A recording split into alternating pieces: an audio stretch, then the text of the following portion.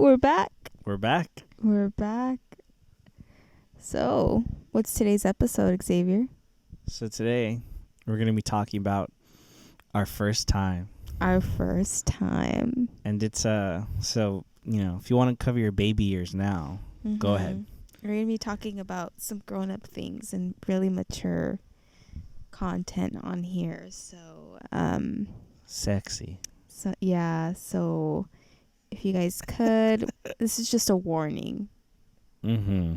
So before, I don't want you guys 20 minutes in this and just, stop hearing, So we're here warning you. It's going to be really explicit. Mm-hmm. Hence the E on this podcast description. We earned that E.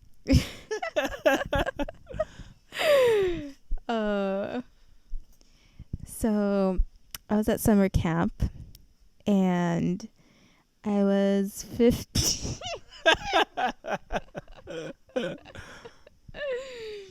His name. No, today's episode we are going to be talking about first time. But not in the way that you think. We're going to talk about first time, first impressions. Like our reaction to them, what we felt in the moment, maybe what we feel now. Just kind of dive into that and think maybe how something started and how it panned out. I think we all can relate to our first impressions of something, whether it be a person, a place, work, school, friends, our first impressions. So let's dive in. Let's go. Brace yourself. We'll be bleeping out names, So you can't tell who it is. Or so we think. So what are you thinking, Liz? Well, when I first thought of first impressions, you think of friends. But this week, so I feel a little bit accomplished this week. I've been feeling like a bum lately because I haven't been doing anything with my life. I have no job. I haven't been going to school. No life. Just been nothing. No man, no one to love you. No man, no one to love me. So that's okay. I don't need one. So I've been job hunting for sure. I've been busting my ass job hunting, and this is months ago too. Since March, since quarantine hit, I've been job hunting, which was not the best time in all fairness, but nonetheless, I still pursued getting a job. And only now have I been getting these callbacks and getting job offers. Finally, now that I have one job, now all these people want to come and offer me that. It just like that. Just one guy gives you attention, and they all come swarming in, and just one after the other. Right? Isn't that? I don't think I'm the only person that can relate to that. Where it's you just get over a guy even. It's I'm never gonna talk to this guy again. Or a different guy approaches you and is just slightly interested, and then all of them just come swarming back in, and it's when I was single and a nobody, you didn't want me, but now all these employers want me. Now you want me. Now you want me. Now that I'm taken. Right? So I started my first job. Actually, well, not my first job, but your first job in recent time. In recent times, back since I've been in Yuma, I've started here, and it's at a restaurant, pizza place. I will not say Domino's. Wherever it may be, Domino's. So they kind of just threw me in. It was a little bit scary. I was a little bit nervous. It is nervous-ing, when you go there, you want more maybe prep or a time to acclimate, but no, it's nah. Here you go. They're just here, put on this apron. Yeah, cut this pizza, you cut cross and then an X. So I was cutting the pizzas, right? But I was doing a legit cross, like the crucifix, like the sign of the cross. So my pizzas were coming out like really short from the first half. No. And then like really long on the second half because I was doing an actual cross. So and then she's like, all right, let's have you take orders. She saw my slices and she's like, let's go have you take some orders up front. I'm like, okay. I got yelled at, which is not fun. Nice. By this Nesio. Mm-hmm. Who, don't you hate it when someone's like, you're not doing it right, you should do it like this, and in your head you're like, I was already going to do that.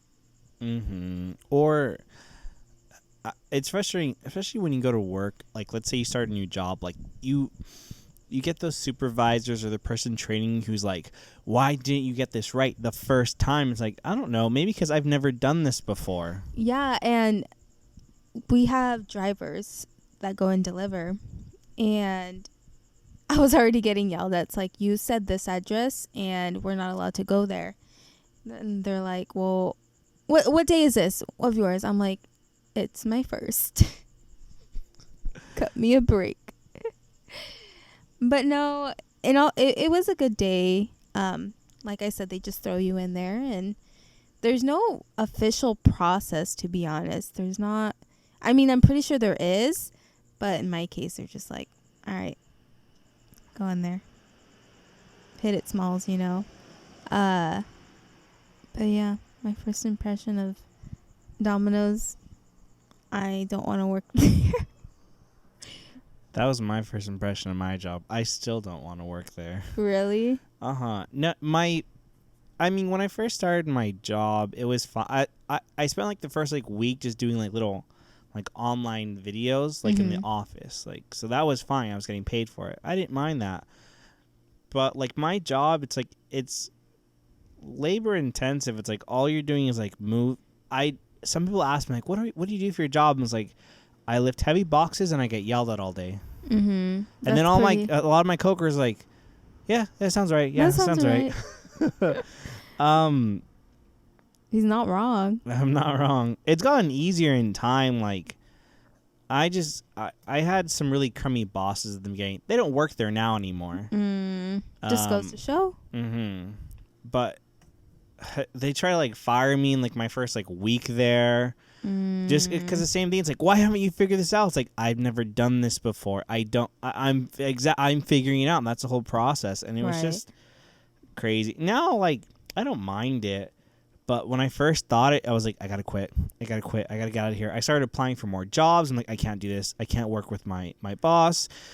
I can't. What made you want to like kind of suck it up and handle it and stick it out? I think it was because it's hard to get a job to begin with too, and especially here. And my friend had gotten me the job to begin with. Like, she like, I'll get you the interview, I'll vouch for you, and which I really was grateful for, because I had gotten, before I've been in this job like 3 years now. Before then, I had gotten fired from my last one. I was like unemployed for 2 months. I needed money. I had bills to pay. I was behind in a credit card. And I really stuck it out because it's like, I need to make this work, because it's like, well, I don't have any else lined up right now. It's like, it's this, or it's like, who knows when the next thing comes along. So I just had to like hustle and tough it out. And it was eventually like, okay, yeah, we see you're doing okay. No problem. Yeah. And then those managers and stuff got fired. Good. And my supervisors, they don't work there anymore. It just goes to show. No, yeah, first impressions of work is a scary thing. I would say at first, and then you get used to it, and then you're like, oh, it's just this person. Or you get used to the work, like you said. Because it is oddly intimidating, because when I start a new job, it's almost like akin to like a new school or a new grade, because like, it's new, it's different. Like, you don't have to, you're not comfortable anymore. It's like, you're anxious. At least I was anxious. and I don't know these people. Because my last job was easy, and this one was like the polar opposite, where I was always moving, I was picking up stuff, and it was just, I was like, I don't know. I almost think that society, or even like teachers around us, or our authority figures, you know, growing up, will kind of scare you. They're like, well, what are you going to do when you get a job? Like, I think that's the first go-to thing that teachers or even parents say when you're not meeting their standards. So they're like, well, you come late, you wake up late, you don't do anything, you don't help out. Like, how are you going to act when you have a job and stuff? I'm pretty sure that's like their first defense when it comes to getting a person to like wake up and say like, oh, like, what are you going to do, and think real life and switch off. You want to know what I do? I wake up 30 minutes before I have to go to work. Because I went to bed at 6 that morning, and it's now 1:15, and I'm getting ready for work. Uh-huh. And then I will do it all again. Mm-hmm. And then I'll call out and take a 3-day weekend. Oh, yeah. Try waking up at 7:25 and just enough to hear the bell ring from across the street. You just walk. Yeah. You just walk the lawn across to your high school. I lived really close to my high school, so I was able to do that. But yeah, like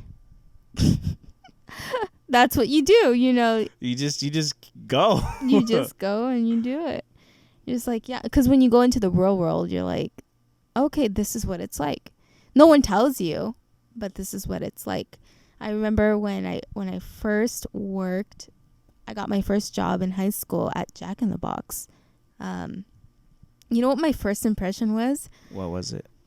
People are stupid. Like the human race is, they can be dumb. They are, and this is a ding on myself because I'm a human being. But I'm like, whoa, like we can't even read the menu right. We need this to be done. Because I would get customers and they would tell me a number, what they wanted to order and how they wanted it, and literally tell me to my face, I didn't order that. You just said just said it. You wanted the chicken strips at number 24, and you're telling me that wasn't your order?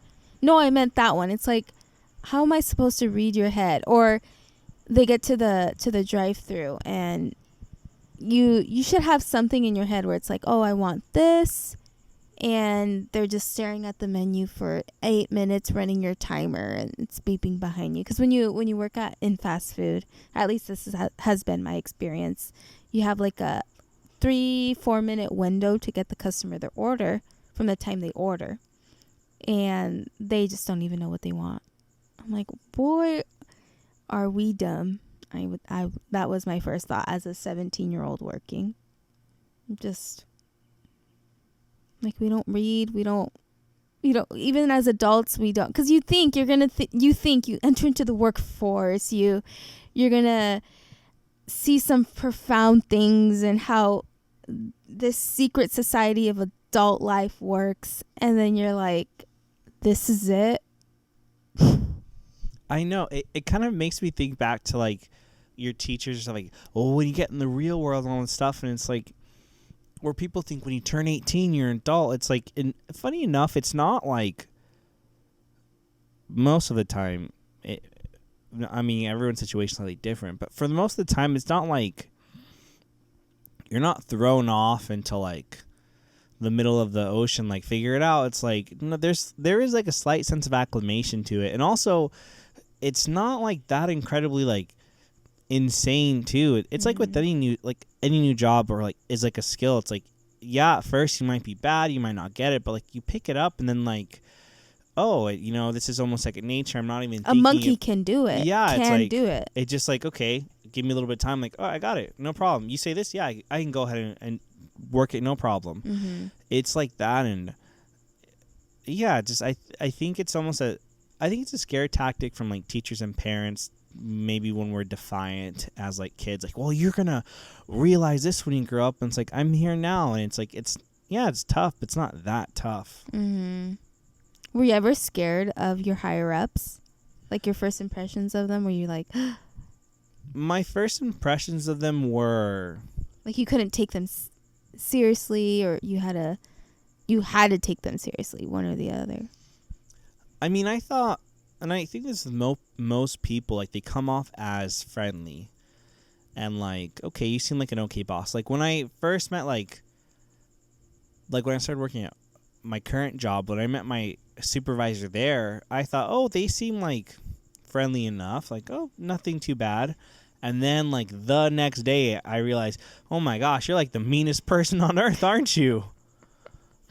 I can't believe you function this way. Mm-hmm. And so, yeah, I thought, oh, you seem nice. And then it was like, oh, no, it's like strict, but it wasn't even like warranted. It was just like, I am going to take out some frustration on you because I have no other outlet. And I'm like, that's sad. That is You sad. know, like when you have those teachers or those like bosses where it's like, they're just yelling or screaming, and it's like, Their spouse isn't fulfilling their needs. maybe, like, there's something else going on. It's like, I need to take my frustration out here because I can't over here. Mm-hmm. And I get it, but it's like, it's just not cool to do. Mhm. Like, please don't be that boss. That happens with friends too. It does. They take out the anger on you. Definitely. What about clubbing? Have you ever gone clubbing? Twice.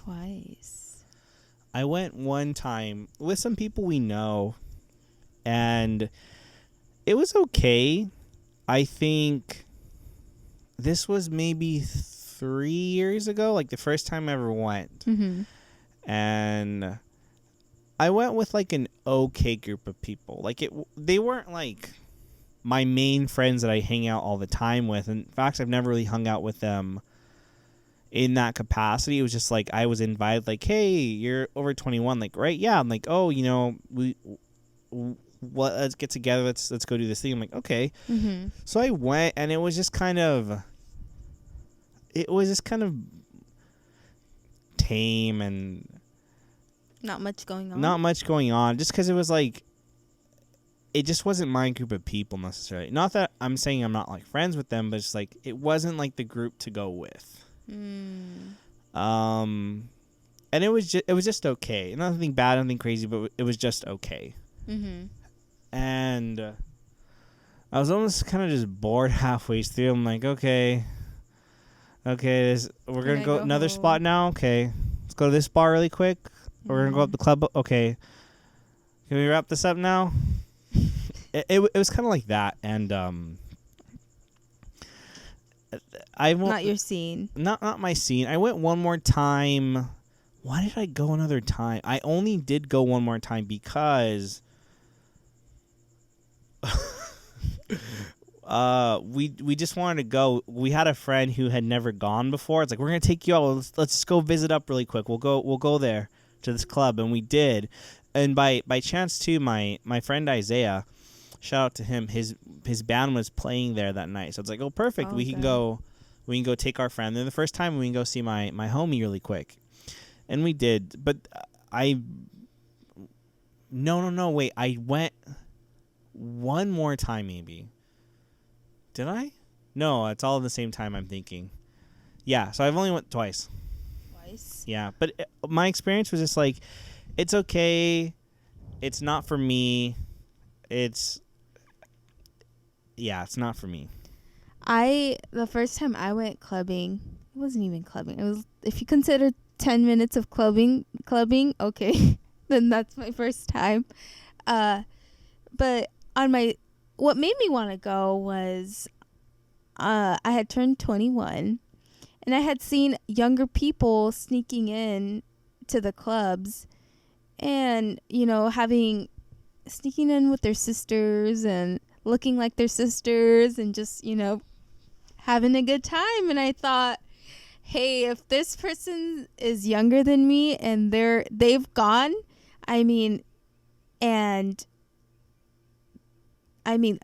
not they're goody two shoes, maybe I should do it. I'm like, I don't consider myself a goody two shoes, but if others perceive me as that, I know I should live on the wild side and do what this goody two. If she's sneaking out and entering the clubs, hell yeah, let me go.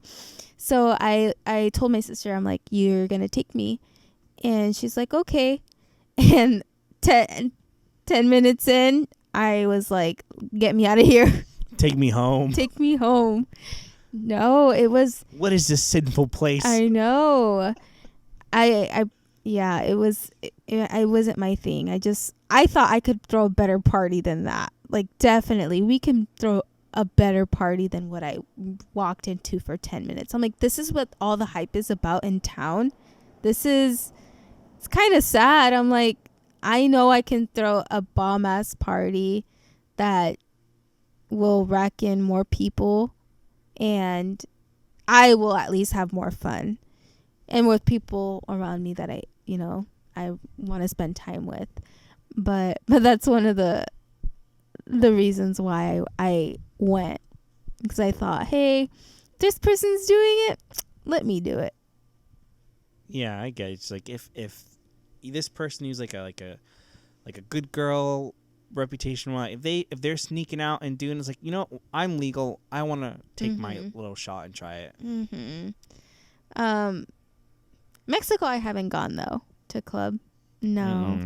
I won't try that. No, but my first time drinking in Mexico was pretty fun. I went with a friend, and she had another friend that would just talk a lot of shit about my sister. Like, she didn't like there was a vibe there that, like, I wasn't vibing it. I'm very protective over my family, the people I care about, and when it gets to attacking someone who doesn't deserve to be attacked, my claws come out. Definitely. But no, I didn't get wasted. Wasted, I don't think I've ever. What about you? No, never. No. It's a White Claw here and there, but I also I don't get the vibe of being drunk either. Like, I think it's, and maybe this is me, and it's like there's an audience out there thinking, what are you talking about? It's like, it's fun. It's like, for me, and maybe this has to, it probably has to go back to a fear of, like, control and, like, lack of it. But it's like, I don't understand, like, why you'd want to be, like, inebriated like that and, like, kind of out of your own mind and, like, not in the moment. Yeah, like, I get people like, you let loose, you have fun. Like, I can still have fun regardless. It's like, it's just not, it never clicked for me. Also, I just grew up with some really bad examples of, like, when you drink and it's like way worst version. It's like, it's just I just never saw anything good out of it. I'm like, I just don't get it. So it's no shame or anything. People who drink, like, it's fine. Like, enjoy yourself. Like, it's, in moderation, of course, like, you're good, but it's just personally not my thing. Yeah, every time I smell beer, I just think of my dad and him, like, burping in my face. It's so, like, I just, anytime I smell beer, I'm like, oh. Not that it bugs me, but it's just like, I think, ugh, my dad's drunk again. That's what's in my head. No, parents are funny though. They I don't know. I don't know if you've ever met your friends' parents, like, first impressions of them. Oh, I'm trying to think. Growing up, like, I never really met friends' parents, mostly because, like, I was, like, a kid. Like, I just mostly hung out with my friends at school. Like, I never really went anywhere else. The couple times that I did, they were nice. They were pretty cool. In, like, high school. Yeah, I only met, like, a parent here or there. And then really it's not till, like, I got in, like, with our group of current friends now that I really met everyone else's parents and stuff. And again, they all seemed really nice and stuff. How everyone is, like, you're sort of like blanket friendly first, like, okay. And then obviously I get to know them a little more. It's like, yikes. This is your mom. This is your dad. They didn't say hi to me. No, although sometimes like, but let's say before I met like a parent of like one of my friends, like one friend say like, yeah, my dad's like this, he'll say this, and just like I know it's gonna be like sketchy, and like I'll hear it, and then like I'll meet them, like they're not at all like what you said. It's like, no, but they'll say it behind your back though. It's like, well, What? whatever then. Yeah. I don't care. They could say it to my face too. They can. But I don't think I've had like necessarily a bad first impression with a parent. It's just like sometimes I've gotten like horror stories from some friends where it's like they've just like, my mom's a tyrant, my dad's like this, or like, oh, and I meet them, like it's cordial and everything, but like just sometimes in the back of my head I'm like, are they gonna explode any second? Is it gonna be like Armageddon? You know, there's so many memes. It's like when you're hanging out at your friend's house and then like their mom starts beating them. I thought it'd be like, is it gonna be like one of these things? Oh. But it never was. And so, but what about you, Luce? Was there like a time when like, oh, you met someone's parents and it was like kind of sketch or just like, what was your impressions? Sketch. No, in middle school I had a really good friend. She still is a friend. And she was the baby, so she got everything she wanted. And I just couldn't, I think my first impression of meeting her mom was very lovely, very friendly, goofy. I loved how goofy she was. And what my first impression was not even like on her mom necessarily, but on how my friend was treating her mom. I thought, like, I was like, whoa, that's a whole nother dynamic. I have a story after. Because she was very like demanding. I love her. All jokes aside, I love her. You know, my friend and my friend's parent. But I the way she would talk to them, I'm like, oh my gosh, I would be in a grave by now. You know, I would not yell at them like that. Not that she was yelling. She was yelling. Let's just put it out there. She was yelling. But yeah, like she just talked to them very, not how I would talk to my mom or anything like that. It was just like very demanding, kind of. You know, what's her name from Willy Wonka? Or Charlie and the Chocolate Factory, the one that like, I want it now. Veruga Salt? Is that it? What was it? Veruga Salt. Veruga Salt. Yeah, that. She's much like her. Oh. And I'm like, so picture her talking to her dad and her mom like that. Like, that's basically what it was. And I was like, I'd get whooped. I wouldn't see next week if I talked to my mom like that. It reminded me because it wasn't until you started saying it's like it wasn't the mom, but it was like how like their child was treating them. It was like recovered memory. Recovered memory. No, I went to a friend's house one time, and you know I met their mom. Lovely, lovely woman. She's really great. Like super nice person. Like one of the nicest moms you'll ever meet. Like always had nothing but great interactions with her. Mm-hmm. There were just a couple occasions where like their kid, my friend, would just be like kind of condescending and almost like every once in a while kind of like bark an order. Oh. And I would kind of think, I'm sure it's like a half joke, but then it's like I kind of feel like you're not joking. It's like Mom, where's our snacks already? Like that's like a mild version, but it would just be like things like that. Everyone, and I'd be like, what? And their mom was always like very like just like attentive and like, oh yeah, here I'll get you something, or yeah, or like, oh, how are you guys doing? It's like, Mom, leave us alone. Like annoyed? Yeah, like annoyed almost and stuff. It's like she's just being friendly. Yeah. Like I didn't see anything wrong with that. Yeah, so, like I have to get my own snacks. I know. Like you're lucky she's offering for us. I don't know what you're complaining about. So just remind me, like every once in a while I would just see like, because I'll make jokes too with my mom where I'm like, get out of my face, I don't want to see you. Or, you know, like I'll joke, but that's like our rapport, like it's a joke, and like And I'll even say it's like, yeah, I told my mom this, but I just there was like a slight feeling. It was like, I don't think this is a joke though.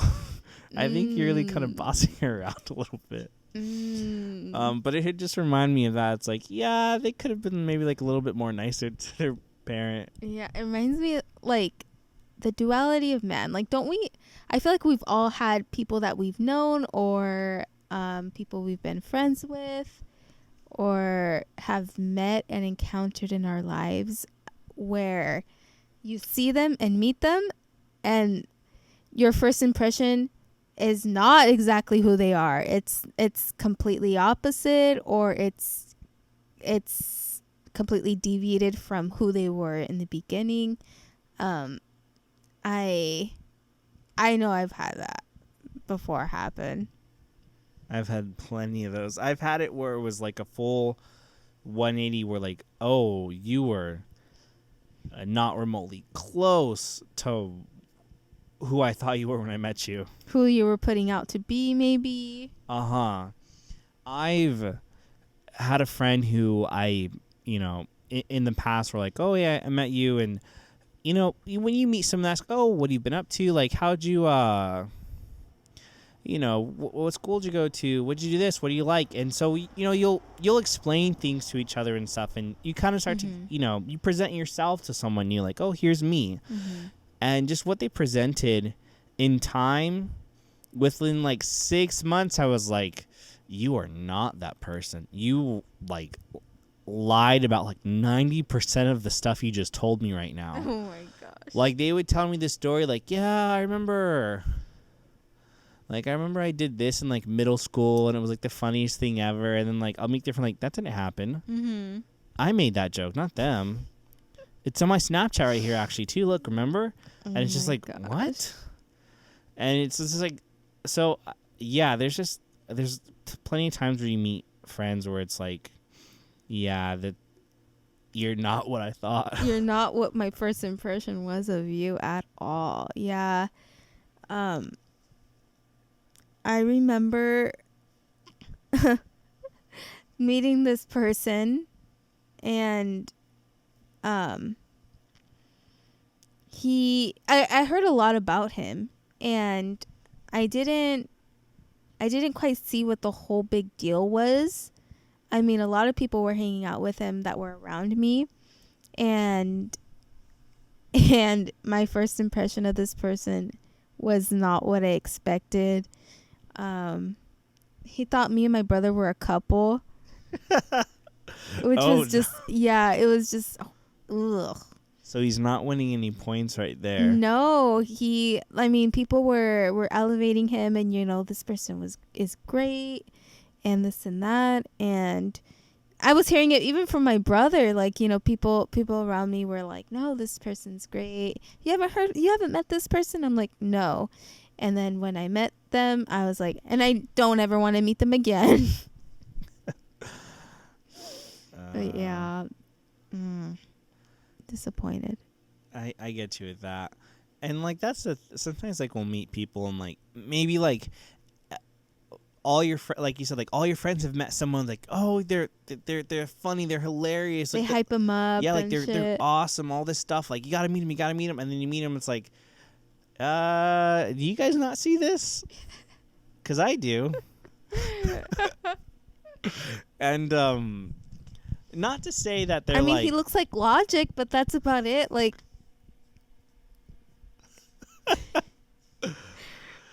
Like sometimes it's a compatibility thing too. It's like sometimes like people just aren't like meant to click necessarily, and like that's cool too. It's like you don't gotta be friends with everybody. Like that's fine. Like, but yeah, sometimes I've met people where like, yeah, you're friendly, but it's like I just know we're not gonna mix. We are not gonna be all right.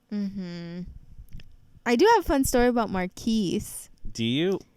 Maybe I'll do too. I do have a funny story, but you tell yours first, Luz. So when I first met Marquise, we'd go to 6 p.m. Mass at St. Francis, and I was like, who's this new guy sitting by, like, kind of a few pews down by us, and why is he looking so sharp at 6 p.m. Mass? Like, I come in t-shirt and jeans to Mass. It's bad, I guess, but I still come anyway. I'm like, you know what, God, like, I know you don't care what I look like, and people can judge me, and that's fine, but I mean, I'm looking this way, and I know there's that whole thing where it's like, was that's how you're gonna look for God's second coming or whatever. I'm gonna wear my Vans and my jeans, sorry.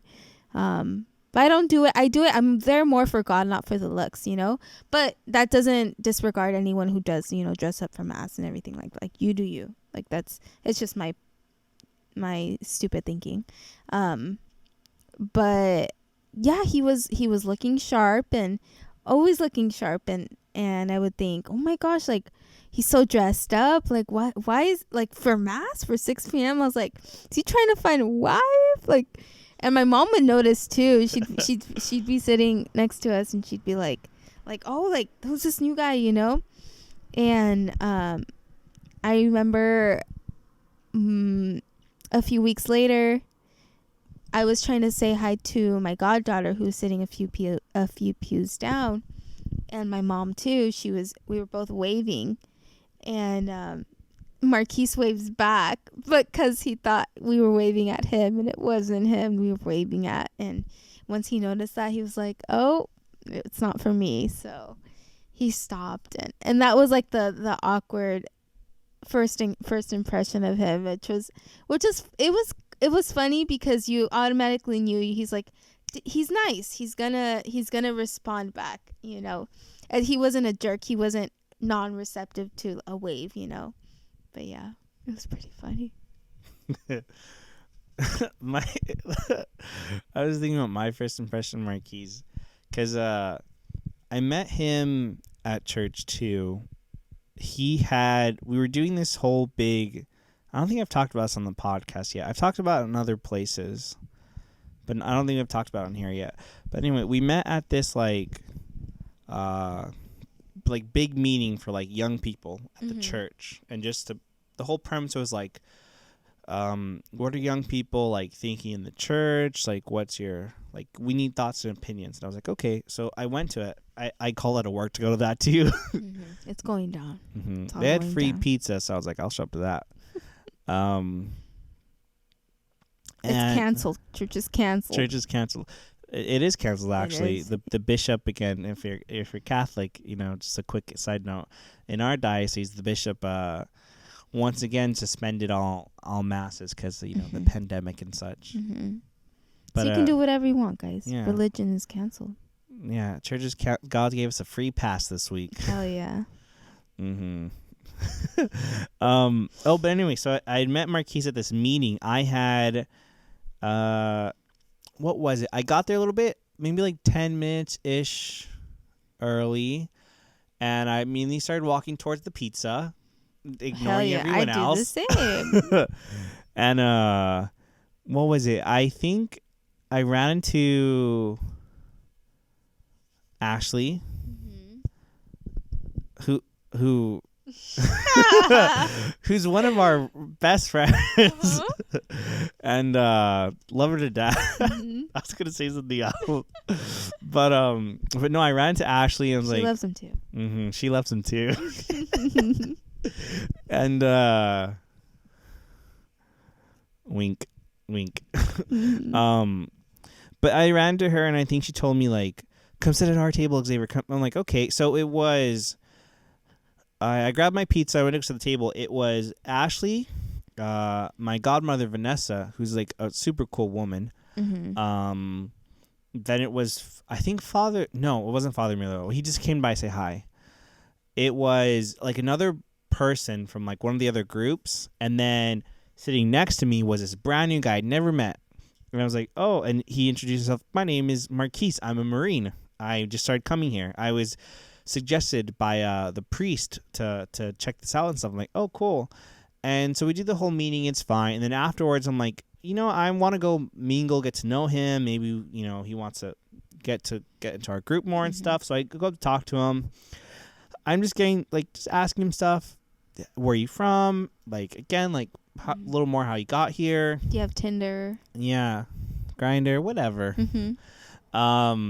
And I think I even asked him like, how old are you? I or I think he brought it up himself. I think he just said he just turned 21 not too long ago, and he goes to me. He's like, "Oh, so how are you? Old are you? You must be like 16, 17, right?" And I'm like, "I'm 24." I'm like, "It's a wide miss." Thank you though. I appreciate that. Ooh. But it's better to be. I'd rather be mistaken for being younger than older. Heck yeah, I would too. So I just thought that was really funny. Like his first thing's like, "You're 16, right?" It's like, nah, way off.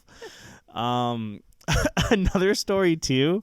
So we, one of my friends was telling me, this was maybe like a year ago. He told me, he's like, yeah, I had never met Marquise before.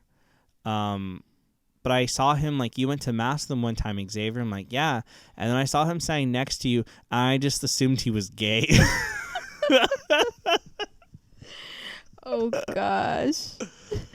It reminds me of another time too, where I went with Marquise. So it was that guy's first impression. Like, he was like, he must be dating Xavier. That's why they're together. I'm like, no. And I segued to another part. I went with Marquise to go buy his new car, which he bought sometime last year, like over a year ago now. Fun fact: it's almost paid off. So he's got a little bit of money. But so I went with him to go buy his car to go check it out, and just at one point when we were talking to the dealership, we were like sitting at the little desk side by side, and he's like, "This is my friend right here." And then the guy walks away. It's like, Marquis like, I just had to put that out there. That guy probably thinks we're like a couple. I'm like, I don't think anyone was thinking that. I think that made it more like It's my like, friend. If anything, like, you're making it more suspicious, Marquis. Oh, I wish people would say that about me. No, it makes me think about my first crush ever. I was in kinder, guys. His name was Omar Wielander. Yeah. He broke your heart loose? He did. Well, not really. So, in kinder, we had this thing where it was called chasing. And, like, if you chase someone, like, that was like, oh, he likes you. Ooh. So, yeah, like, girls and guys would, I say girls and guys, like, if they're older, we're like fucking 4 or 5 years old and we're chasing each other in the playground. Ooh. And, like, for recess and stuff. And if you chase each other, that means you guys, like, he likes like you. A thing. You guys are a thing in kinder. Oh my gosh. And then our parents would be like the last ones to pick us up. So what we would do to, like, to waste time in the meanwhile, after school, when we were waiting for our parents, we'd put our backpacks in front of our bellies and we'd run into each other. Good times. And then for Valentine's Day, I saved his Valentine. It was Batman themed. Ooh. And I only saved his Valentine. I was that's the only one I cared about. I was like, It's like, everyone else, who cares? Who cares? This is the one I want. I remember it was like gray and black on the outside, and it had a little pink heart to seal the card, and it had his name written. It's serious. And funny thing, I don't know if this is a weird thing that I have, but I got turned off by him, like, when I was like in second grade. So I, like, was in love with this guy until then. And then second grade hit, and we had this thing where it was like this day where we rotated classrooms and learned about the United States. And one classroom was like Mount Rushmore themed, and the other one was like volcano themed, and the other one, it was almost like how do you say it? Like the Grand Canyon is considered natural, like, land wonders, or I almost want the to say wonders it's like, of the world. like, sort of like national monuments. Yes. So that's what they were themed of.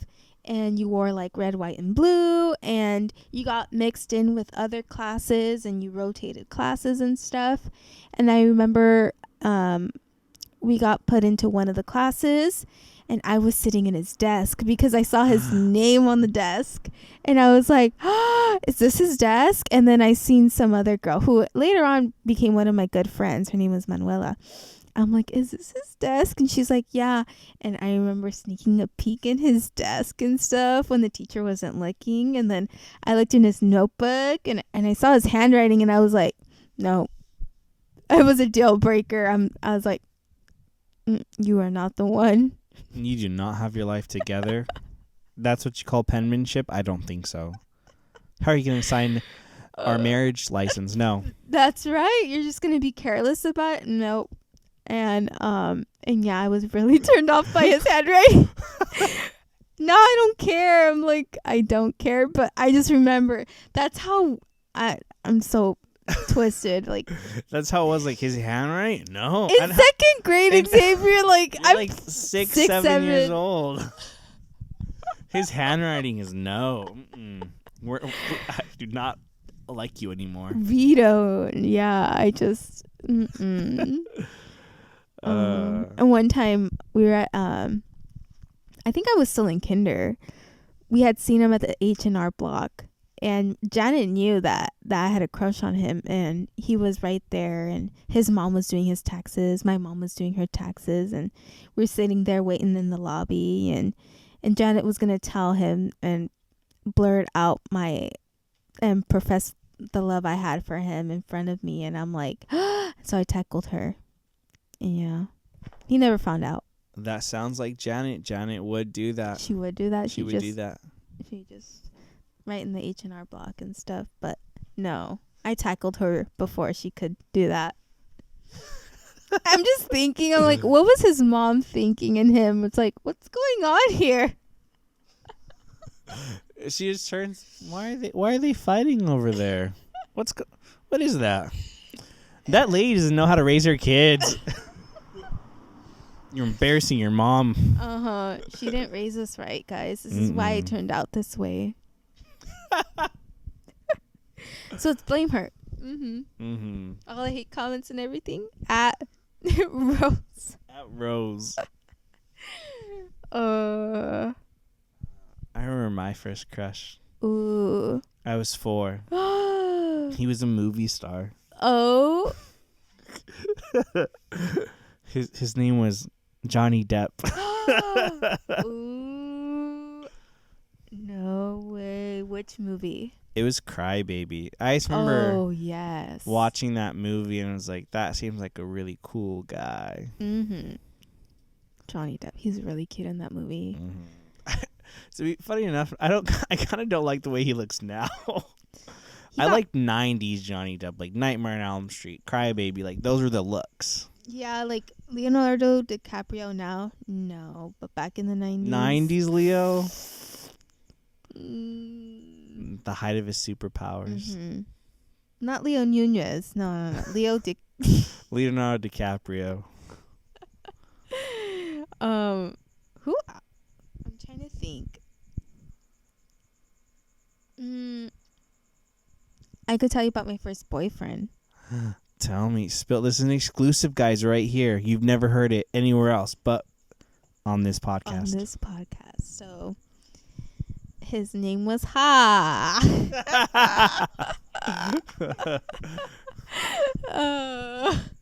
You know that reminds Of what? I had this friend.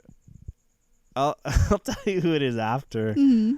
But I remember he came over to my house. It was a couple years ago. He came over to my house, and he liked this one girl, and he walked into my kitchen, and we were hanging out, listening to music and stuff, and he's like, yeah, so I talked to the girl, and she was like, yeah, I kind of feel something too, and we're together now, and it just happened, and I'm really happy. And I was like, and he was just describing like, yeah, I walked, this is how it happened. It was after school in this time. I had to say it, and I was honest and all this. And it was like, and she's like, yeah, I want to try it too.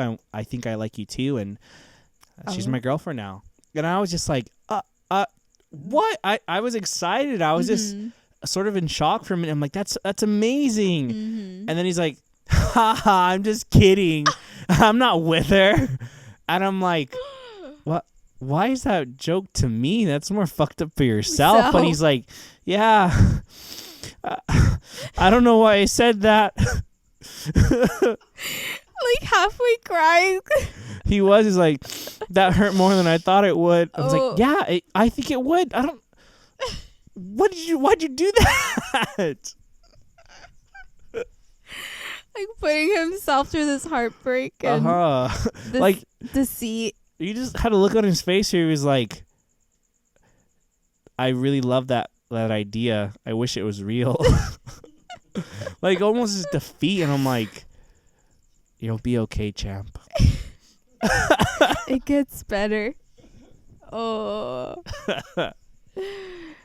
That reminds me of The Great Gatsby, how, like, you know, she wanted him and at some point, but then she didn't love him as much as he loved her. Mm-hmm. That's one of Janet's favorite movies. It's one of my favorite movies. It used to be number one for like a long time for me. But then it moved down a couple spots. I remember when I first watched it, because I didn't understand why it was Janet's favorite. I had read, I think I seen like clips of the old version. I had to read the book though. And my first impression was I felt really bad for the guy. I was like, oof, it gets better. It's okay, Great Gatsby. I got you. Okay. I got you. 2020's a first. Mm-hmm. Let's put that out there. First for everything. For Rona, for quarantine.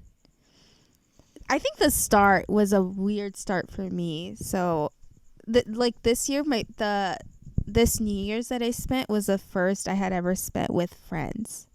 With like, you know, friends/family. That's the first for me.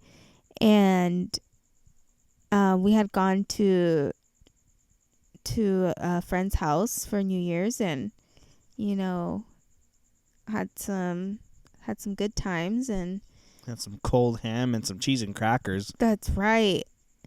And then we went to another party, and we had a blast, and we ate some ribs. We danced all night. Mm-hmm. And then we chased down some people and tracked them down and caught them doing the no-nos. Mm-hmm. Allegedly. So that was a first for me. I mean, I've done a couple New Year's things beforehand, but I think that was a pretty fun New Year's. Like it was fun because me and you just went like we're gonna go to a party, and we did. We're like bye. We didn't even say bye. We just left. We left. That's first party I kind of ditched too. Like we were just fed up. I think I ended up making a big excuse, like because I was saying beforehand, like I'm gonna go get a tostada somewhere. Yeah. I'm leaving. And they're like, you left for that? I'm like, heck yeah. Yeah, that's where I went. That's where we went. Instead, we went to a party in a gated community. Mm-hmm. So the house was immaculate. The food there. They had like a gaslit fire outside. The men. The tall, beautiful men. Isn't he gonna go to medical school or something? Yeah, he's gonna be a doctor. Either way, there were a lot of nice things at that party. Mm-hmm. But no, it was great. But let's see. First for 2020 for me. I don't know. Let me think about it for a second. First 2020. First drive-in here in Yuma.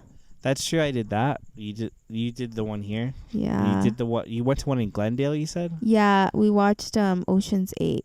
I think I'd gone. No, yeah, I've only gone once there. Ocean's 8, the one with Sandra Bullock in it. Mm-hmm. It was pretty nice. Let's see. You could sneak a dog in a drive-in if you want to. That's true. You could. How are they gonna know? Mm-hmm. But want to hear about the first time I got a ticket? Yeah, tell me about that. So I was taking summer classes out at the college. And I was driving a Chevy Cavalier, and it was gold. And this red truck, I was changing lanes, and this red truck, I felt something on my, like behind me, like if someone had just like, and I didn't think anything of it. I felt something, but I didn't think anything of it. And I just seen these people following me, and I was like, who are these two like old ladies that are just like following me? And they were following me through the exit of like Carl's Jr. and 16th, like that one. And it was this red truck, I remember. And like then cops were following me, like if I was like a convict. And all these cops were surrounding me in front of like the Carl's Jr. and stuff. Oh, and no. And they were yelling at me and stuff, and they were saying that I hit them, but they hit me. I was changing lanes, and they sped up, and they hit me. Did I cut them off? Maybe just a little bit too. And I got cited for improper lane change.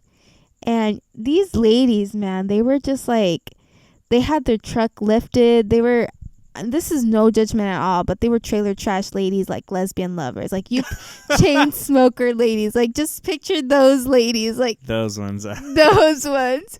No judgment. I mean, I've known those ladies. Like I have family members that are those ladies. So Some no cool ladies. Cool ladies, rad, no judgment.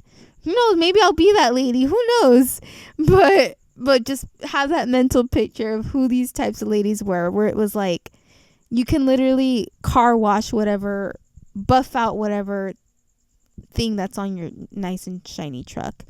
And I didn't know how to, because my car, like literally it was just, you had to rub off the red paint from their truck onto the car. And that was it.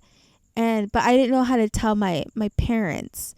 And they were out of town in California at the time. And so I called them up and I told them I crashed, and my dad was very upset. My mom was very upset. They're like, send us a picture. My dad really wanted a picture. And so I Googled a really bad and horrible picture. And so I sent it to him, and I get a call back from my mom. What did you send your dad? He's sick. He's in the bathroom. He's just vomiting his brains out. What did you send him? What did you do? And I was like, I sent him a picture of what the car looks like, and then I finally was like, okay, that's not the car. This is what it actually looks like. And they were just like, oh. But see, it worked. It lessened the blow. It lessened the blow. Oh, that's it? Oh, no problem. Yeah, they were like, okay, it wasn't like that bad. They're like, really? You know, you should have just given them the $5 it took to like get the car wash for them. I'm like, right? But no, they're just these chain smoker Karens that needed the insurance money and wanted to milk it. But yeah, that was my first ticket. It kind of reminds me of this other time I was in the car with you. I think we had went to, was it called Red Moon downtown? Oh, yeah. And we were by the roundabout. I forgot what you did, but you were like speeding and like, you cut in front of a car like, and Janet's like, loose, calm down. It's like, oh, it's nothing. And then all suddenly, I don't think Janet was even with us. It was probably my brother. Oh, maybe it was. One of them was there. Like, what are you doing? It's like, that's whatever. They're moving too slow or something. And then all of a sudden, woo, the lights turn on behind us. And I was like, uh-oh. This really cute cop came to the window. When he walked, I pulled you over. He was ginger looking. Mm-hmm. He's like, you were speeding. I was like, oh, I'm sorry. And you cut me off. No, I didn't have my lights on. That's what it was, you too. You didn't have your lights on. And you cut me off. And I remember my brother was just like spewing shit out of his ass, talking. I remember that, yeah. To try and get us like Yeah, this restaurant, yeah, it was good. And it's like, that's not relevant, George. Yeah, because he asked us, he's like, where are you guys coming from? Then, you know, he went into this whole story, and the cop was just like, all right, shut the fuck up, turn on your lights, you know, don't be stupid, bye. I have gotten stopped quite a bit for my lights. The first time going to Parker to go visit Father Richard, Oh yeah. it was a really messy day. Like, it was windy. The weather, I don't know if you remember. I do remember. It was like a whole big dust storm. Like, you couldn't see like It was nasty. more than a foot in front of you. Yeah, it was dusty, windy, very gusty. You could hardly see. I had left town really early, like probably like 3 a.m, and I didn't have my lights on, and I got pulled over by this lady, and I could have gotten a ticket. Bless their hearts who haven't gotten me a ticket, you know, but she's like, turn on your lights. I'm like, oh yeah. It's my fault too, because I have this I'm really weird. I have these irrational thoughts that make no fucking sense. I think that if I strain my eyes, it'll make my eyes stronger. Like, if it's some muscle that I have to build. It's like, no, Luz, you can't use your glasses. That's a sign of weakness. And no, your eyes are gonna get stronger if you just squint a little bit more. Nope. By the time you're 80, you're not even gonna need those glasses. You're gonna have night vision. And I talk about human beings being dumb, like, yeah, it just goes to show. But yeah. Beautiful. You know what I remember is the first time, Luce? Mm-hmm. The first time I met you. I do too. I'll never forget it. Mm-hmm. It's the first time living in a young adult retreat. Mm-hmm. It was a wild. It was the first time I did a retreat too. It was a lot of firsts for me. But yeah, no, I remember. Well, it was the first time I had ever done a church retreat, because yeah, I'd never done anything like that. I had no idea what to suspect. I tried Googling it for like an hour straight. Like, what is this? I typed in the exact name of like the retreat, and like, nothing would come up. Nothing. No outline. No videos. Nothing. Only like vague stuff. What if it led you to like a really sketch website? What would you think? I would still trust the retreat slightly, only because I was recommended by a very good friend at the time. It's like, hey, I was like, I don't think they would lead me astray. But if I came across like something sketchy with like the exact name of the retreat and stuff, I'd be like, I don't know. And I'd probably confront my friends like, hey, I read this. It's really weird.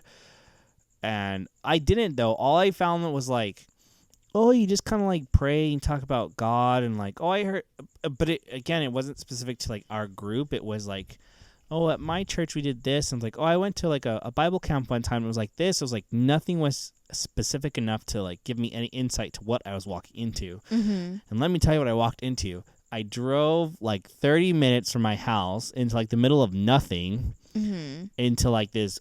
Like, look like an abandoned building with like a barbed wire fence around it. I'm like, am I in the right place? I thought we were gonna like sleep on dirt like this, because they would talk about bugs and yeah, like little gnats and stuff that were crawling around. So like, make sure you bring something to sleep on. Like, they made that very clear.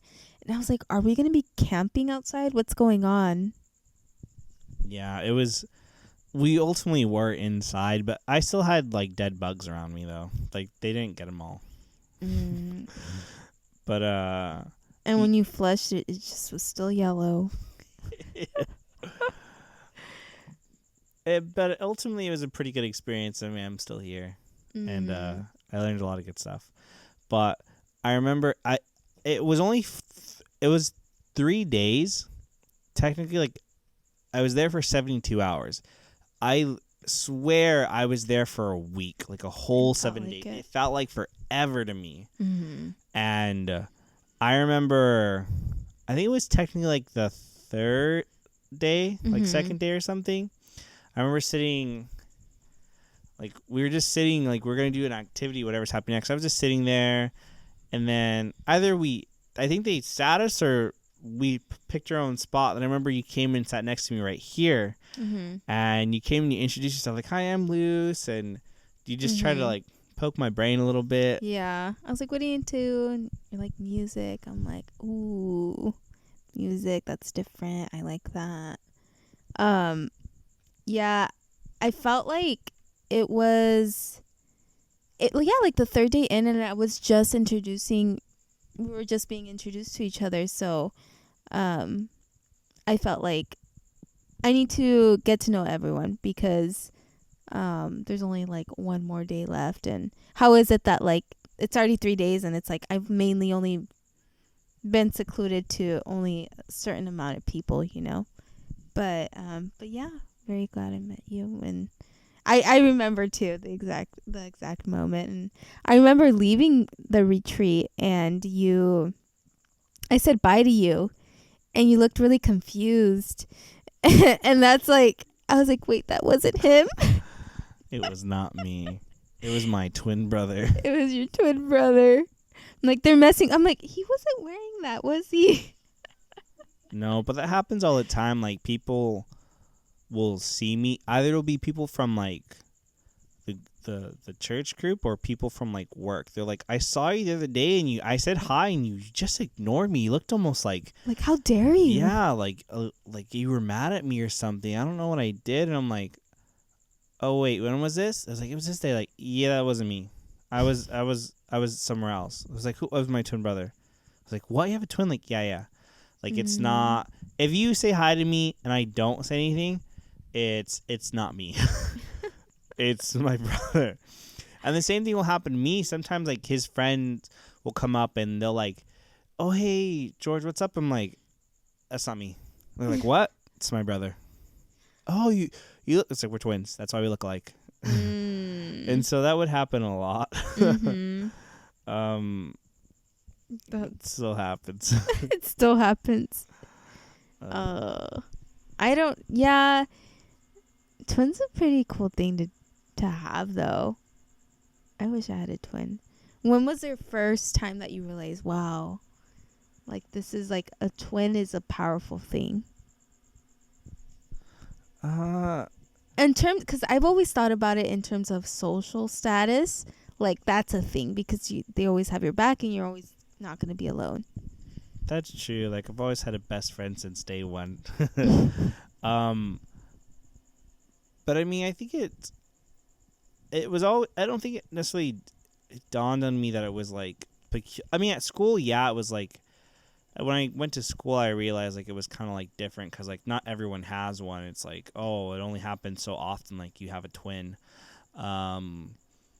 So we always got attention for that. It's like, oh, these are the twins. This is them. Mm-hmm. So I was we were always like kind of like on everyone's radar for that reason.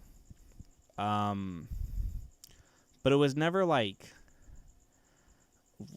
people like, oh, that's so cool. Are you guys gonna go switch places in class today and go do this? I'm like, no, I don't want to get in trouble. Like how movies portray it and like fantasy does. Yeah, like, okay, you're gonna go take the test for me today, and then I'm gonna go do your test. Mm-hmm. And it's like, no, I never did that. I failed my own tests. I'm honest. Yeah. I failed my driver's test like 3 or 4 times before I actually got my license. And driving's not that great, guys. It's not. That's why I don't drive. That's why we have Janet be the Uber. That's why she's the Uber, even though she hates it. She hates that name to be coined. No. What about first traumatic experiences? Oh, there's a lot. I think I was saying on the last podcast, like 2 episodes ago, I think I was saying just, from like 12 to 22 was just like, let's just say that was the whole thing. I think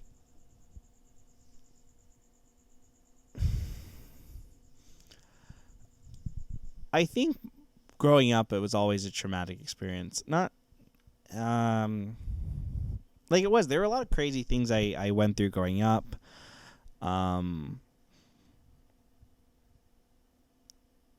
And I won't necessarily dive into them. And I've told you them like off camera personally and everything. Mostly just because like it involves other people, and it's like, yeah, that's why I won't like necessarily get into like what it is. But I've always like, I remember being 4 years old and just like waking up one day and just like witnessing like crazy stuff already. I'm like, so this is what my normal is. Mm-hmm. And it's fun. It did become normal. Like I necessarily wasn't shocked by it. I wasn't like whatever family drama or things came up, I wasn't like what? Mm-hmm. I was more like, okay, that's another thing. Mm-hmm. Like it really wasn't.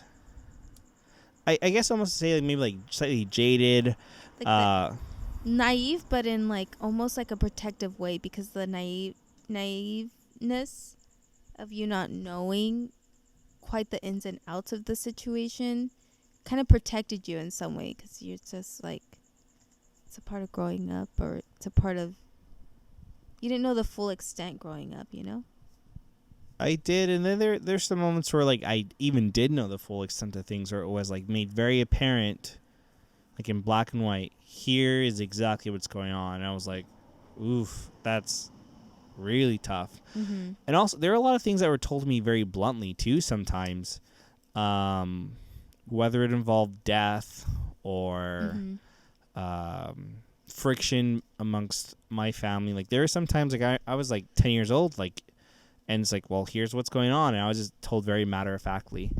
And it was, I was never like necessarily traumatized in the sense of like I had a ton of anxiety or I was like triggered by certain things or something. It was more of like, this seems odd. I remember thinking like, to the very first thing I ever saw, I was like, this seems kind of out of place. Mm-hmm. Like that's an odd thing to see. I look back at it, it's funny, and I'll tell you. Like go look back and reflect. I'll look back and it's like, it's funny, but it's also, it's like, that's weird. It's nothing anything crazy. It's just like, I saw a fight. I'll tell you, I saw a fight. That's all I'll say. And I just remember, and I looked, and I was like, that's peculiar. I saw a fist fight. It was, that's all I'll say. I look back and laugh. I was like, that's ridiculous. But it was like, I was always just like, I saw like really harsh things, or I was privy to a lot of stuff. Like it was very blunt and stuff. And I was very open about it. I remember one time being in kindergarten and telling my friend, hey, this happened last night. And then they told the teacher, and the teacher brought me up and it's like, are you okay? And she gave me a hug. It's okay. And I'm like, what are you doing? And then it wasn't until later that like when I got older, I'm like, oh yeah, that's not necessarily like a casual conversation thing to bring up. Mm-hmm. Like, whatever family drama it was like, oh yeah, and I remember coming home and my siblings stuff, why would you say that? Why would you say that at school? I'm like, what? It happened though, didn't it? This happened. I'm like, yeah, but they don't even know that. Like, why? Why? It was interesting. The police were there. It was fun. Oh my gosh, yeah. And so I guess the short of it was there was always very traumatic and intense things growing up for me. And I mean, I see at the end of it, there's always, no matter how chaotic or bad something can be, there's good that you can pull out of it. And I think the good that I can pull out of it is it gave me a lot of life experience. At a very young age, yes, but it gave me a lot of perspective that life's tough. I had to go through a lot of tough things. I don't have the privilege that maybe some kids got to get or got to do. And it was like, God was like, I'm going to humble you really fast, really young. Or like you said, putting things into perspective and seeing like, well, your problems now or even other people's problems, yeah, they're problems to you. But when put into a bigger context or even different perspectives, it just does, it's not the same. It doesn't matter. Maybe other people's problems are just not, are they problems? Like, you think, and yeah, and I mean, people's problems are their problems, like they're relative to them, but and I've told you the stories that I've had growing up and stuff, and I think to like some of the things where like people think this is so dramatic, I can't believe this happened. It's like, no, that's really nothing. In fact, it's almost not even real trouble. It's more of like, he was there and I wasn't at the party, but he was, and then they said this. It's like, it's when I hear stuff like that, it's like, do I participate in like the conversation? Sure, I do. I'm not perfect, and I don't admit to be in any way, but like, I really just, my whole mindset is like, it's not really that important. It's not really that like relevant. Like, I've been through things that are a lot worse. There's people who've been through way worse than I have, and it's just like, at the end of the day, it's, everyone has their problems. They're perfectly entitled to like grieve them the way they do and go through them. But it just gave me the perspective. It's like, some things aren't that big of a deal, actually. Like, they really aren't. And it's like, I don't need to put my energy and time into them and worry about them. Like, there's a lot of other struggles to have, and I've had some of them. Yeah, you brought up a good first for me, which was death. The first time I experienced death, I was probably 4, and it was my great grandma. She passed away. So my nana's mom. She had 20 kids. Fun fact. 11 or 12 are alive now. That's a lot. She got married really young, and this is how much her in-law was. Oh, there's a spooky story about that too. But her in-law was like all up on my great grandma. Like, she slept in between my great grandfather and her for quite a while when they were married. What? She just slept right slap inside in the middle, in between them. Imagine having an in-law like that. I imagine I wouldn't have a marriage for that long like that. Yeah, I think she from what I hear, she made things kind of impossible for my great grandma. Though she went on to have, 20 kids, and 11 or 10 are alive right now, and it's going down because we're getting older too. But when she passed away, I have some vivid memories of her making chilaquiles, eating her raisin bran, and eating her tiny quail spotted eggs and stuff. And when she passed away, I remember that day it was kind of like raining in the morning, and my mom had gotten me, my cousin, and my sister these metal flowers to put in the casket. And yeah, I just remember like seeing everyone, crying and sad, and I knew she was gone. But then after we had a barbecue, and it was just like, oh, there's food, and kind of all forgot about it. But I didn't think anything else of it. It was just like, oh, it's a family party. Like, that's all I thought of it. I really didn't. Where's the carne asada? That's what I think. Where's the food? I went directly straight to the food. Like, something terrible to say. What? I I went to a funeral. I don't know if you were there. You maybe were still out of town. Mm-hmm. Like, I don't think you were able to make it to it. But I went to a funeral maybe a few years ago. And this is going to sound terrible. In the back of my head, I was like, there's going to be a reception after this, right? Like, there's food coming. I hope so. And there was. There was. And then it was funny. It was kind of like a party almost at the reception too. It was like kind of like odd in that sense. I mean, and I get it because I think it was like everyone was just trying to be like cheerful to like the family and stuff, and they were obviously going through a rough time. Mm-hmm. I just remember I saw the pizza. I'm like, all right, I'll be right back.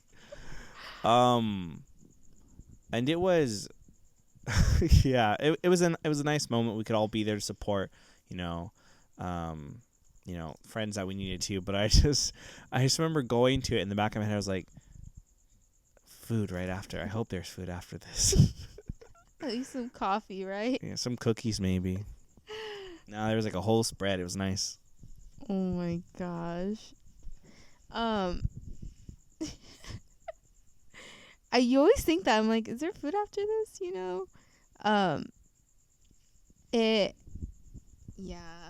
Funerals are kind of tough. I went to one pretty recently. Did I know the guy? Kinda. But aside from that, he goes back to my grandpa because he knew him more, and he was actually more related to my grandfather. They met in Mexico. In the deep M, Mm-hmm. But that reminds me of my first time to El Golfo. Ooh, elaborate. So, if you guys don't know, El Golfo is this place where people go and take their ATVs and, ride on the dirt and go swimming sometimes. And the water is not that great. I'm going to warn you. It's not that great. But I was probably around 6 or 7 years old, and we went in the Bronco.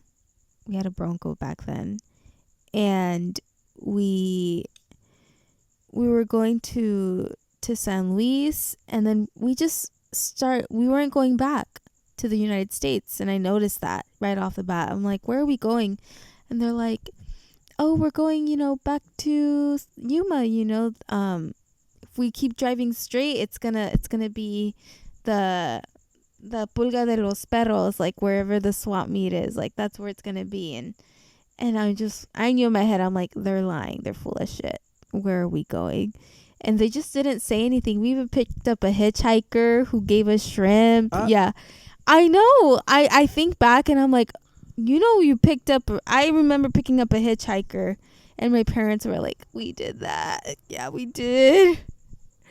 That's sketchy. Yeah, that was another first for me, picking up a hitchhiker, and he had shaggy hair and stuff, and but I remember just crying the entire way.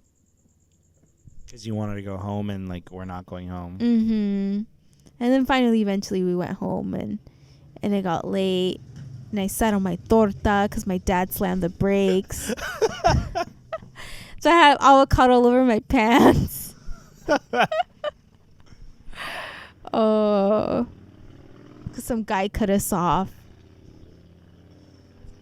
That was It's not a pleasant time. No, so I'm always traumatized. I always get that. If anyone mentions that Golfo, I'm like, I'm triggered.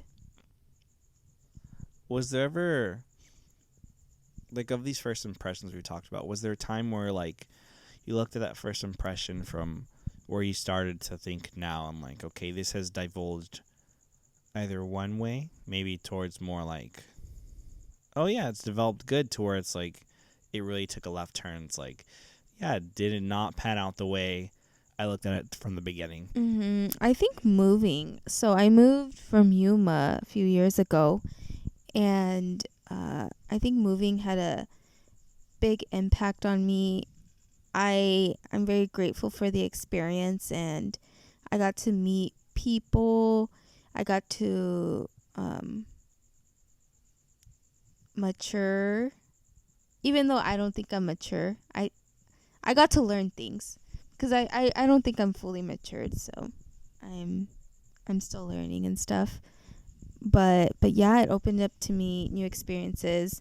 I had to work for my shit and, be out there on my own, and, wake up at 4 or 5 in the morning and hop on that bus to clock in at 6 and get off of work at 2 or 3 to do my homework till 5, and then go to class from 5 to 9, get home at 11 or 12, and wake up and do it all over again, and, walk in 120-degree weather to the bus stops and stuff. And that it was scary at first, because I didn't even know what the fuck I was doing.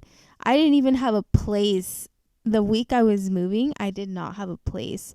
Somehow, by God's chance, I contacted someone and asked, hey, do you know anyone who's renting at all?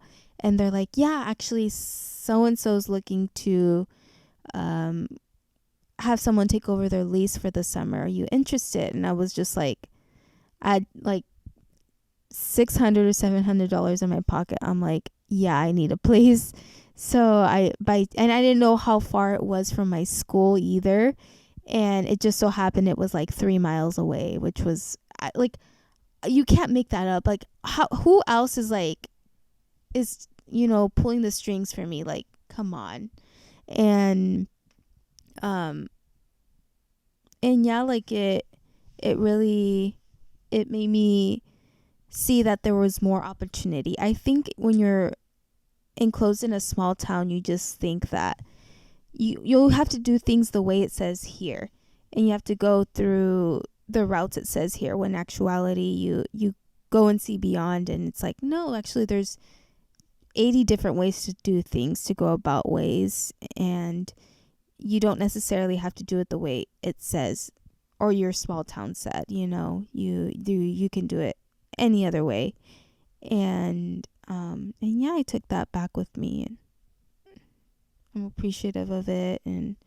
Or even goals. I think goals is a big thing, where we all have goals in our minds, and things we want to attain in life, and we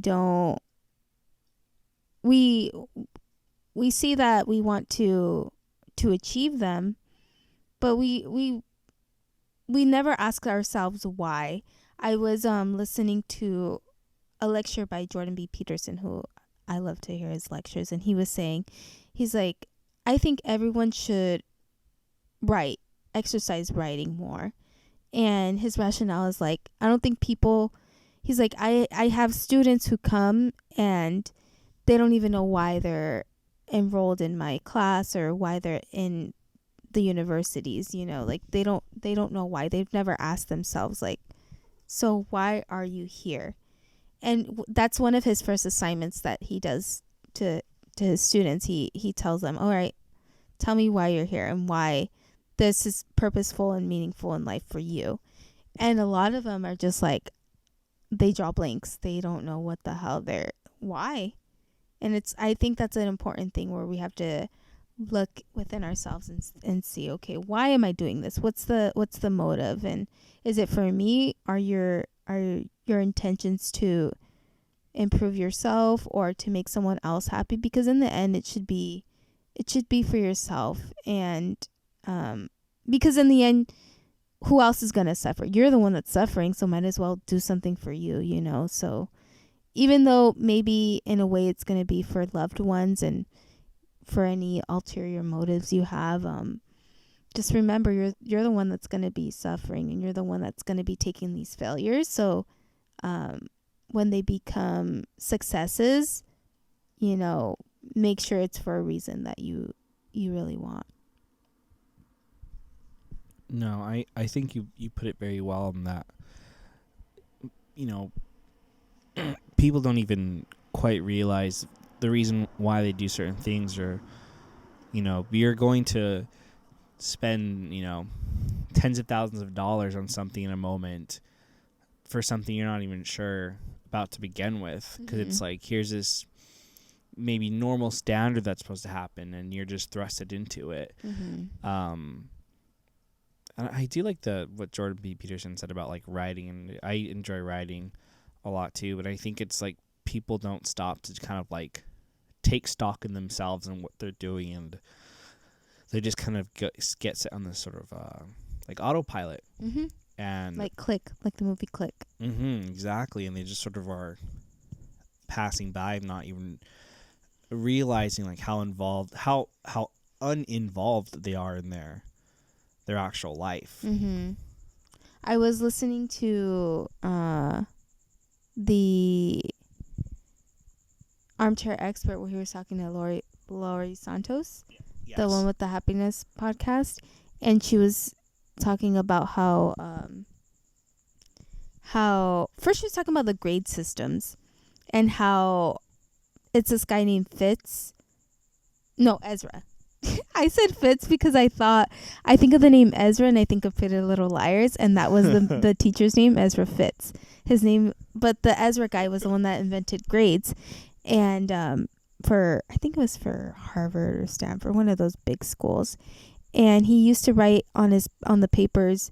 He would do grades because it was like a reflection of how he was teaching the class. So it's like, oh, this person's getting a lower grade, it's because I'm not teaching them right, or I have to improve this or whatever. And he would write, it would be letter grades, but he would write them in Latin. I'm not sure what the Latin, A, B, C, D are, but an F, but that's what he would write on the papers. So kind of it'd be like an inside thing for himself, for him to see on their papers, and they wouldn't really know unless they wanted to pursue it, but now everyone knows their grades, and it was almost saying it's like when you achieve something, when you already achieved something that you had something set in mind, after that you're kind of less happy because you're like, well, what's after that?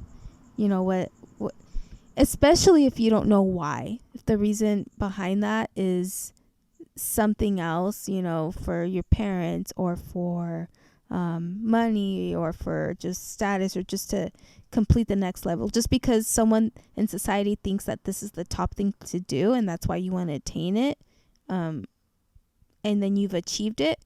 Well, okay, you've achieved it, but then you're left with this empty space where it's like, why did you do it? Why, you've already achieved it, what's next? Like there's people who, she was saying how when you get into a big school like Harvard, you get this like 10-minute video email, and it's like, it's so exciting. And then, but at the end of the video, some people are like, oh, that's it. Like, imagine working your whole entire high school career in the books, not living life, not going on dates, not smoking that weed, or passing the bowl, or not like cutting class, or going clubbing and sneaking out and stuff. And then, you get this video from Harvard, and then at the end, you're just like, huh, that's it.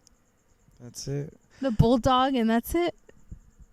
How anticlimactic. You know what it kind of reminds me of? Have you seen the movie Booksmart? Yes. Did we go watch it together? No, I actually watched it on Hulu because I never watched it in theater. We had went. It was a couple of us we had sporadically, like at the like last minute said, let's go. So we went to go watch it, and it's funny because it kind of reminds me of that premise. Like there are these girls who spent every waking moment of school preparing to go to these elite Ivy League colleges. Like they're about to go to school for the first time, like a college, and they want the experience. And, they like all our classmates spend the time getting high, having sex, drunk, all these things. Like we made it. I'm going to Yale. I'm going to Harvard. And then their classmates, yeah, I'm going there too. They're like, what? Yeah, I'm going to Stanford. What? I'm at Princeton. What was your SAT score? This? I got less than that. And it was like, it was a thing. It was like, they're like, how did we how do we do just as good as everyone else? And they had fun. We missed out on our first, and they had fun, and they still got into the schools that we got into. Mm-hmm. Yeah, it's a interesting premise that like you've already achieved something, and people. Oh, they were talking about this one statistic where it was like, people who win bronze are happier than the person who actually won gold. Yes, I remember that. And it's pretty crazy to think, because bronze, it's like, fuck, you made it. Like, just 10 seconds slide and you would have been a nobody, but fuck, you're on that podium. Like, you're up there. You're up there. And silver is like, yeah. And then gold is like, I got it. But then you're like, well, what now? Not saying that gold's bad, but like they're left with like, okay, I've worked so hard and this is it. This is the moment. It's kind of like this finite goal where it's like, it is, in essence, like it could be something really big. Like, I want to win an Olympic medal. Mm-hmm. It's hard, but it's achievable. And it's like, okay, you worked, you trained since you're like a 14-year-old, and like you're, like look at someone like Tom Daley, I think, is the diet. Like he was like in the Olympics like at 16 and stuff. Like he did it all his life, and like you could be that young and like, oh, I got the gold medal finally, and whatever. And then it's like, now what do I do? Like I like the peak of what I could possibly do in my career, I did it. And now what do I do next? Yeah. And I think it's about like kind of leaving it more open-ended, because it's like, yeah, like accolades are really great, and they kind of can be great bookmarks and like chapters of like the career you do and the events you do. But it's like, I think sometimes people get so fixated on letting it be like the end all be all, that it should be more like just more as of like a piece of it, rather than like then like, oh, your finish line and the credits roll. Because like you still have a life after that. Like there's still moments afterwards. So what do you do next? Yeah, for sure. And I think that's an important thing about first experiences. It's like, I think we've all been nervous to even ever, pursue something new or pursue something we don't know. I think we all get comfortable. We get comfortable being comfortable, and we never actually go out and experience things. Like, I know a few people who have expressed to me, I want to move and I want to see what's beyond. What should I do? And I say, go for it. I mean, it's really cliche. You only live once. Though it's like, experience something. You get your feet dirty, get your feet wet, like mess up, get dirty and have life hit you straight in the face, because sometimes you need that. Sometimes that's how you learn. If you're not going to learn by reading or, from other people's mistakes, like, what's the best way to learn than your own? Just get in there and make some mistakes, kiss some boys and or girls, kiss them both. Smoke some weed or not. It's the thing is, it's about doing like the uncomfortable thing, like stretching yourself and really like growing outside of like your comfort zone, because it's so easy to get stuck in there, and then like you get comfortable and you're not even realizing that you're letting things pass you by, and you're not trying something else. And like don't let first times, like, let's say it's not like the best moment either, like, oh, I tried I want to try archery today, and I could not hit a single mark. I must be bad. Like, no, it's your first time and you're figuring it out. Like, it takes time to cultivate anything. Like, some people like have a little bit of advantage on something, sure, but like people still have to work on what they want to do, and like don't let it like dismiss any like motivation you have. Like still like fight. If I wanna pick up the guitar today, the piano. I'm gonna sit here an hour a day till I figure out how to play this song. And that's it. Like, get into a little bit of trouble. Like, it's okay. Like, if life hits you in the face, like, it's fine. It happens to everybody. Oh yeah. Like there's a great quote from Pope Benedict XVI where it's like, you weren't meant to be comfortable. You were called to be. I'm botching it. It was you weren't called to be comfortable. You were made for greatness or something like that. Paraphrasing, but it was like, as a person in society, you are meant to ruffle some feathers. You are meant to look beyond and see and experience things, you know. I think a lot of people tend to live in the box, like a box, like you say, and not experience things and not go out and pursue anything else because you're comfortable, because this is your safe zone. You have it made for you. You don't think you need anything else, or you can. I think people think they're a finished product. That's also another thing. They think that there's nothing else to learn, that they've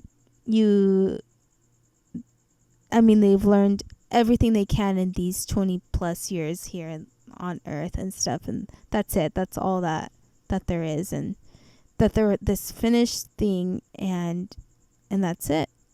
Which it's like, no. Speak to some 80-year-olds. Speak to some 50-year-olds. They'll tell you. It's so true, and I love that you bring that up, because that was funny enough. In my little notes, I have something like that saying I'm not a finished product. No one is. And I was listening to the Goop podcast. Chelsea Handler was on, and she brought up the point. She's like, I've made a lot of breakthroughs personally. She basically said, for my whole life, I got to live like a child. I was spoiled. I was rich. I was famous. I was really entitled. But she would speak about, like, I honestly didn't know how to take care of myself, though. I didn't know how to work the microwave. I remember scrub the toilets. Exactly. She's like, I had my maid that there was one story, she said, I didn't know my shower is so fancy, I didn't know how to work it, so I had to have my maid come over and basically get in the shower with me and like help me figure this out. How to turn it on and off. And so she recognized, like, I'm a child. How is it that I'm this successful? I've made millions of dollars. I can help my family. I can do all these things, but I don't know how to take care of myself still somehow. And so she really started going to therapy for the first time in her adult life, and she learned. He like made her take a hard look at herself, and it's like, he's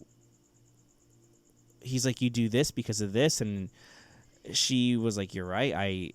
I have so much to learn about myself. And the thing she took away was like, I'm not done growing yet. I'm not done cooking. No one's like finished. Like, you never are. And I think that's where the problem comes in, when you assume I do know it all. I'm done. What do you mean you're gonna tell me something? Like, you can learn something from someone 10 years younger than you, that they've just snapped on something that you would never would have thought of unless they said it. And that's the thing, is to just be like accountable for yourself and be open to honest critique and criticism. Not because everyone can like spew a comment at you or whatever, but it's about being able to filter, like, okay, maybe someone says something harsh, but it's, and I think that's what it was too. She was talking about that, like, let's say someone would throw, she would get so, she was saying, like, I would get so defensive. Let's say someone criticized me, not in like, oh, I think you're a bitch, get off stage. It's like, they was like, no, Chelsea, you do this when this happens. And she was like, I'm triggered. I'm on the defense. You don't have a right to say that to me. And she realized, oh, no, they're saying something constructive to me that I really need to listen to. And she finally took that in, like, okay, let me take that in for a moment and let me see how can I adjust and actually do some work on myself. I'm pretty sure that was really hard to take into, like, Uh-huh. to have someone tell you the hard truth and just be like, this is why you do the things, and it is a hard pill to swallow. I was listening to the audiobook 12 Rules for Life by Jordan B. Peterson, and there's one rule he has, which is stand up tall with your shoulders back, like lobsters, because that's how they stand up, like Larry the Lobster in SpongeBob, like that's how he stands. And the whole thing, it's like, have confidence in yourself, stand up for yourself, because no one else is going to do it for you. Like, say what you mean and mean what you say, just as everyone else has that right to, you do too. And there was this part where he says that in a clinical aspect, especially nice people who are compassionate and everything, who basically are, he almost said this, but like pushovers, people that are nice, who are going to let people, if people say rude and mean things to them, talk about them behind their backs and stuff, like, they're still the compassionate ones and thinking and saying, what did I do, or what can I do to fix the way I am, so that they don't say these things to me. And I mean, there's people out there like that. I mean, a lot of us would think, what do you mean? Like, they're the problem. They're the one bullying you, But no, there's people out there who still think that, like, how can I help them see things the way I see them, And he was saying that I make them hate themselves. That's what he said. And you know why they hate themselves? Because they resent that they can't express this frustration to the other person, and it's themselves that keep them from expressing that. So he makes them see that in themselves, that you're the problem, and it's going to be a hard pill for you to swallow, but you're the problem. Why those people are being mean to you? It's because you're not the problem. You are. You don't stand up for yourself, so stand up for your fucking self, Those are hard facts. My mind's blown. No, it's so true, and that's the hard thing. It's like, so much of us, and we're all guilty of it at moments in our lives, but we all try to displace the accountability. It's like, it's this factor, it's this person, it's my job here, it's whatever, it's school. And it's like, no, sometimes it's just you. Mm-hmm. It's you. Mm-hmm. Like, if you keep dating crummy people, it's like, well, what's the common factor there? It's like, it's got to be something about you. Mm-hmm. And that's the hardest thing, is to admit that, like, you're not perfect. You've made mistakes, and you can adjust and learn from it, or you can keep doing it. I love this, the definition of insanity, that it's doing the same thing over and over again, but expecting different results. Mm-hmm. And I feel that's what, like, a lot of people end up doing, is like, okay, I'm just going to keep doing the same thing. Why does this happen to me? Why hasn't it changed? Mm-hmm. Why hasn't my relationship changed? Why hasn't my productivity in my life or my career done anything different? It's like, it's because nothing's different. Mm-hmm. It's like, you're doing the same thing. Right. Mm-hmm. Insanity. But yeah.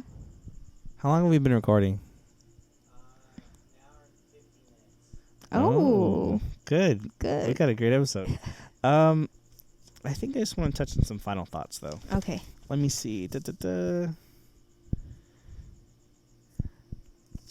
I think, don't be afraid, despite, no matter what bad first impressions you might have or bad experiences, like, don't be afraid to keep starting over and keep pushing yourself. Like, you can, like, do the uncomfortable thing. Take a hard look at yourself, because, like, no one else is. Well, no, people will. A quick anecdote is, I remember listening to one of the podcasts on the Armchair Expert, and this doctor was on. I can't remember who it was, but she had said a lot of the time when people are kind of offering you advice or saying, maybe you should try this, or try setting your alarm early for something. Mm-hmm. It's mostly because what you're doing is an inconvenience in their life. And if you just do this one damn thing, it'll make it easier on their life. That's so really advice comes from really just selfishness. So I thought that was funny, but no, just do the comfortable thing. And no one's perfect. I'm not perfect. I'm a sinner. I own that right now. I'm totally messed up. Oh yeah, first impressions are deceiving. So, because if you saw me first, you wouldn't think I'd be the person I am. And when I first thought Luce, I thought she was like kind of this meek little girl who was like very, very good church girl and all this stuff. It's like, nah, she's a bad bitch. No, but I've learned now that like Luce is like, no, she's intelligent, she's smart, she speaks her mind, she has a lot of great like ideas and thoughts, and like, you know, she pushed me in a good direction. Like, we're doing the podcast right now. I wouldn't be doing that if she said, let's do it tonight. Heck yeah. We're doing it. Heck yeah. No, I mean, Xavier's always the one that I talk to for any advice to, and is really, really open and honest. And that's really rare in people these days. So I'm really appreciative of him too. And honesty is important. Yeah, things can hurt your feelings, even critiques, but like, we have to do the harsh thing sometimes, a tough thing, even if it's like looking at yourself and saying, I'm a mess today, or telling your friend, you're a mess. It's okay. I'm saying it's okay to tell me that. Like, I constantly say it all the time. If I'm being an asshole, please tell me, because maybe it just hasn't clicked in my head. Because I don't want to be. I want to constantly grow and be better. And it might hurt my feelings for a minute, but I'd rather it hurt a minute than like I'm an awful person the rest of my life. And I'll just laugh at whatever you think of me, my first impressions. I'll laugh in your face. Not in your face, but like I'll laugh with you, and then I'll cry at night, you know. But yeah. All right. You feel good, Liz? I feel good. Feel good. So, yeah. Stay tuned next week for P2 of Conspiracy. Oh, yeah. Stay tuned, you guys. All right. That's it. See you later, guys. Good night. Because Janet wants to go to bed. Oh, yeah. All right.